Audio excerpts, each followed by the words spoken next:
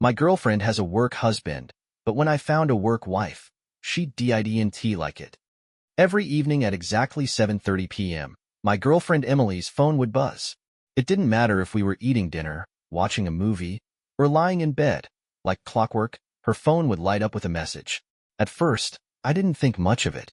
Emily works in marketing, and tight-knit teams often have their little inside jokes and after-hours chats.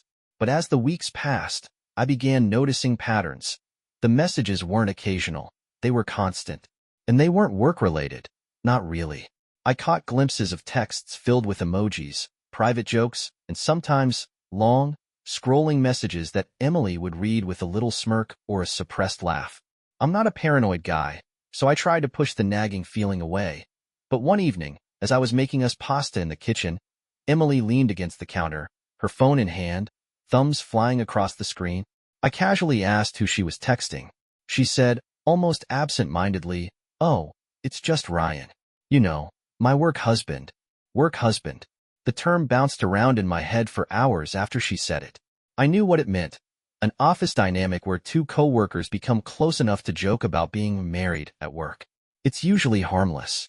But something about the way Emily said it, the casualness, the smile she hid behind her phone, it didn't sit right with me. Ryan wasn't just a work husband. He was becoming a fixture in our evenings. Once the word work husband was out in the open, I started noticing more. It wasn't just the nightly texts anymore. It was how Emily would light up when she talked about Ryan. How he seemed to exist in every story she told me about work, like some omnipresent character in her professional sitcom. Ryan said the funniest thing today. Ryan helped me out with that presentation. Ryan and I grabbed lunch at that new taco place by the office. I tried to convince myself that I was overthinking it. After all, Emily wasn't hiding her friendship with Ryan. If she wanted to cross any lines, she wouldn't be talking about him so openly, right? But then, there were the smaller details. She started dressing differently for work, more intentional, more polished. On days she worked remotely, she'd still take time to do her hair and put on makeup before hopping on video calls. I caught her once, holding her phone, smiling at a notification before quickly tilting the screen away from me. One night, while we were watching TV, her phone buzzed again. Without thinking, I asked, "Doesn't Ryan ever run out of things to say?" Emily laughed, but there was an edge to it. "Oh, come on. It's not like that. We're just friends. Don't be one of those guys." I dropped it because I didn't want to be that guy. The insecure, jealous boyfriend who reads into every interaction. But that pit in my stomach wasn't going away. The final straw for me was when Emily casually mentioned that she and Ryan had made plans to go out for drinks, just the two of them, after work on Friday. She told me about it as if it was the most normal thing in the world, like she was meeting an old friend. That night, while Emily slept peacefully beside me, I stared at the ceiling, my thoughts racing. Was I overreacting? Or was I being played for a fool? Friday rolled around, and Emily was practically glowing as she got ready for her night out. She stood in front of the mirror, applying her favorite shade of lipstick, the one she usually saved for date nights with me. I leaned against the doorframe, trying to keep my voice light. "You look nice. Big night with Ryan, huh?" She smirked at me through the mirror. "Don't start, babe. It's just drinks. You have plans tonight too, right?" I nodded. I did have plans, with a frozen pizza and whatever mediocre action movie Netflix was recommending. But I didn't tell her that. When she left, the apartment felt heavier somehow. I told myself to relax. Emily had never given me a real reason not to trust her. But that pit in my stomach was back, clawing at me, whispering something isn't right. Around 10 p.m., I caved. I texted her, "Hey, how's it going? Having fun?" The three little dots appeared instantly, then disappeared. She was typing, then stopped. My stomach tightened. After 5 minutes of silence, she replied, "Yeah, it's good. Be home soon." Something about the message felt off. It was short, clipped, and lacked her usual warmth. I tossed my phone aside and paced the living room. I was frustrated with myself for feeling this way. Jealous, insecure, needy. By midnight, Emily still wasn't home. I tried calling her, but it went straight to voicemail. I told myself she was probably in an Uber, or her phone had died. But the longer I waited, the angrier I got. At 12:45 a.m., the door finally clicked open. Emily walked in, her heels in one hand, her purse in the other. She looked startled to see me still awake. "Oh, hey, you're still up?" she said, her voice overly casual. "Yeah," I replied flatly. "How was your night?" "It was fine. We had a few drinks, talked about work stuff. You didn't need to wait up." She kissed me on the cheek and disappeared into the bathroom before I could say another word. As I heard the water running, I sat down on the edge of the bed, my mind racing. Her tone, her body language, it didn't add up. Something was definitely going on, and I wasn't sure I wanted to know what it was. The morning after Emily's night out with Ryan, she was back to her usual self, calm, cheerful, scrolling through her phone while sipping coffee. I sat across from her, the knot in my stomach still there, tightening every time her phone buzzed. I tried to bring up the night before, cautiously, without sounding accusatory. I mentioned the late hour, the unanswered call, the odd tone of her text. But Emily brushed it all aside effortlessly. She spoke with a calm confidence that made me feel like a child caught snooping in places I shouldn't. Her explanations were smooth. Her phone must have been buried in her bag, or maybe it had died. She said they'd simply lost track of time, caught up in conversation, and then came the word. Insecure. She said it lightly, almost dismissively, but it landed heavy. I hated how it made me feel. Small, unreasonable, ridiculous. She reminded me that trust was the foundation of our relationship, and if I couldn't offer her that, then we had bigger problems. I nodded, ashamed of myself for even bringing it up. Emily smiled, kissed me lightly on the cheek, and moved on with her day as if nothing had happened.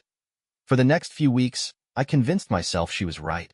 Emily had never hidden Ryan from me, never lied outright. At least not that I could tell. They were just friends, close ones, and I had to be okay with that point. One Friday evening, tired of another quiet night in, I reached out to Sarah, an old co-worker I'd always gotten along with. She'd recently gone through a breakup, and we agreed to meet up for drinks. The night with Sarah was unexpectedly easy. We laughed, shared stories, and for a few hours, the tight knot in my chest eased. It became something of a routine after that. Coffee one week, drinks the next. There was nothing romantic between us, just two people enjoying each other's company. But Emily noticed. She started watching me more closely when I got ready to meet Sarah. Her usual easy smile felt tighter, her eyes sharper. The tension crept in subtly at first. A longer glance when I picked up my phone, a slight edge in her voice when she asked how my evening had been. One evening, as I was getting ready to head out, Emily lingered in the doorway. She didn't say much, but her silence spoke volumes. Her phone buzzed softly from the living room. Another message from Ryan, no doubt, but her focus stayed on me. I didn't recognize it then, but the ground between us was shifting. I was too caught up in trying to prove to myself, and to her, that I wasn't doing anything wrong. The irony of it all never crossed my mind. Not yet. As weeks passed, my evenings with Sarah became a quiet refuge. We'd meet at cozy cafes or dimly lit bars, talking about everything from work frustrations to life goals. It felt easy, uncomplicated. I convinced myself there was nothing wrong with it. I was just enjoying someone's company, the same way Emily did after work with her colleagues. But Emily noticed. Her questions started small, casual, almost innocent. She asked how Sarah was doing, how often we met up, and if she was okay after her breakup. Her tone was light, but there was something beneath it. Something sharp, something uneasy. At first, I didn't think much of it. Emily and I both had our own lives, our own friendships. But the questions became more frequent, and her glances lingered a little longer when I was getting ready to leave. Over time, her mood started shifting. Some nights, she was quiet, distant. Other times, she made little comments about how I seemed happier after seeing Sarah, or how I'd been spending a lot of time out lately. She never said it outright, but the implication hung heavy in the air. One evening, I came home later than usual. Emily was already on the couch, knees tucked under her, eyes fixed on the muted glow of the TV. She didn't look up when I walked in, and the silence felt heavier than usual. The next morning, her words came carefully, calm but edged with something I couldn't quite place. She said I'd felt distant lately, that it seemed like my attention was somewhere else. She never raised her voice, never said anything unkind, but her eyes held something brittle, something fragile. I reassured her. Over and over, I reassured her. Sarah was just a friend. Our evenings were harmless, and there was nothing to worry about. But the more I tried to explain, the more her expression hardened. Emily didn't confront me directly, but her unease lingered. It seeped into quiet moments, an empty glance across the room, a forced smile over breakfast, a long pause before saying goodnight. I couldn't understand it. If Emily trusted me, if we trusted each other, why did it feel like something was unraveling between us? But I didn't ask. I didn't push her. I assumed it was stress or exhaustion, or something else entirely. I didn't realize how far we'd both drifted from each other until it was too late. The distance between Emily and me became something I could feel, like a chill that never quite left the room. Our conversations grew shorter, our silences longer. When we were together, it felt as though we were both somewhere else entirely. Emily's unease over Sarah didn't fade. Instead, it settled into her like a shadow. She didn't confront me directly, but I noticed the way she'd glance at me when I got ready to leave or how her voice would tighten when I mentioned Sarah in passing. One night, Emily brought it up again. Her words careful, her expression unreadable. She said she felt like I was pulling away from her, like I was investing more of myself into someone else. She said it wasn't about jealousy, it was about trust. I didn't argue. I reassured her, again and again, that nothing was happening, that Sarah was just a friend. I told her she was imagining things, overthinking harmless moments. But it wasn't enough. Emily started making herself less available. Her evenings grew quieter, her laughter more rare. Some nights, she'd sit on the couch scrolling through her phone, barely looking up when I walked into the room. Other times, she'd disappear into the bedroom early, closing the door softly behind her. I started to feel like I was walking on glass, careful with every word, every move, every glance. But I couldn't see what I'd done wrong. How could she not understand? I was just spending time with a friend. Isn't that exactly what she did?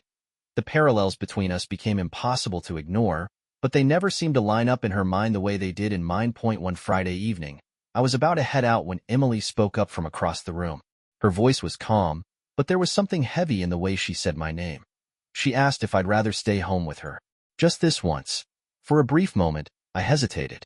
But then I smiled, kissed her forehead, and told her I'd be back soon. The door clicked shut behind me, and as I walked down the hallway, a small voice in the back of my mind whispered that something had shifted, something I might not be able to fix. The night I left Emily sitting alone in the living room, something felt different. The air in our apartment had been heavy, filled with an unspoken question I didn't have the answer to, but I still walked out the door. Sarah and I met at our usual spot, a small bar tucked away in a quiet part of town. The drinks were cold, the music low, and her laughter felt like a break from everything waiting for me back home. But that night, it didn't feel as easy as it usually did. Every joke felt a little hollow, every smile slightly forced. When I got home, the apartment was dark. Emily wasn't on the couch. Her phone wasn't buzzing on the counter. The only light came from the small lamp in our bedroom. She was curled up on her side of the bed, facing away from me, pretending to be asleep. For a moment, I just stood there, staring at her silhouette, and something clicked in my mind. The pattern. The silences. The small, fragile moments that had piled up over weeks and months. Emily and I had become strangers living under the same roof, two people orbiting each other but never really touching. And somehow, neither of us had noticed until it was too late. In the weeks that followed, the tension didn't go away. Emily withdrew even more. Her smiles were scarce, her words clipped. I kept meeting Sarah, kept telling myself it was harmless, but every time I left the apartment, I felt a weight in my chest that grew heavier with each step. One evening, Emily was already home when I walked in. She was sitting at the kitchen table, staring at her phone with empty eyes.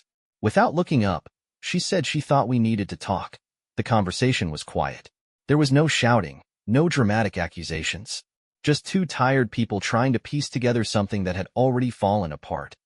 Emily admitted she couldn't shake the feeling that something had changed between us, that I'd become distant, unreachable. She said every time I walked out the door to meet Sarah, she felt a knot in her stomach that she couldn't untangle. I told her, with all the honesty I could muster, that nothing had happened, that Sarah was just a friend, that I had never crossed a line. But Emily didn't smile or nod. She just stared at her hands and said softly, "It doesn't matter anymore." In that moment, I realized it wasn't about Sarah or Ryan or even trust. It was about us, about the space we'd let grow between us, the quiet resentment we'd both ignored until it swallowed us whole. We didn't break up that night. but something between us had ended. The silence wasn't just silence anymore. It was finality. I slept on the couch that night, staring at the ceiling and wondering when exactly we had stopped being a team. Emily still talks to her work husband, and I still meet up with Sarah occasionally. But those connections were never really the problem, were they? We were, and neither of us had been brave enough to admit it until it was too late.